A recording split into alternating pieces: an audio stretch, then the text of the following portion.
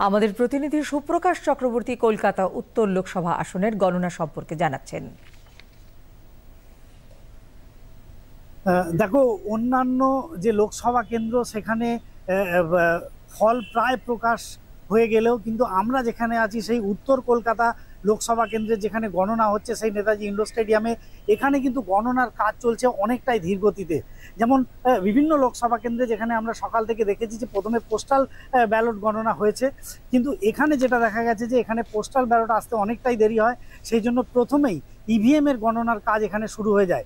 তো এখন পর্যন্ত যে 12 রাউন্ড গণনা এখানে হয়েছে, সেই 12 রাউন্ড গণনা শেষে আমরা দেখছি তৃণমূল কংগ্রেসের সুদীপ বন্দ্যোপাধ্যায় প্রায় 46,000-এর বেশি ভোটে লিড হয়েছে, এগিয়ে আছে। একইভাবে তাপস রায় বিজেপি যিনি দ্বিতীয় পজিশনে আছেন এবং কংগ্রেসের প্রদীপ ভট্টাচার্য তিনি তৃতীয় পজিশনে আছেন।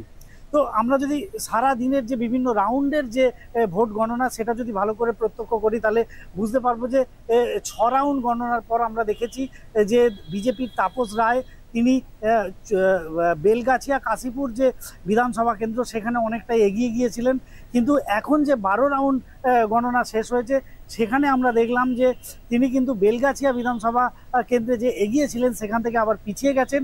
একইভাবে চৌরঙ্গী বিধানসভা কেন্দ্রে তিনি আবার এগিয়ে গেছেন। তো স্বাভাবিকভাবেই বলা যায় যে গণনার গতি প্রকৃতি যেভাবে চলছে তাতে এক কথায় মোটামুটি পরিষ্কার যে তৃণমূল কংগ্রেস প্রার্থী এখানে জয় লাভ করতে পারে। তবু আমরা শেষ পর্যন্ত অপেক্ষা করব যতক্ষণ না সম্পূর্ণভাবে ফলাফল প্রকাশ হয়।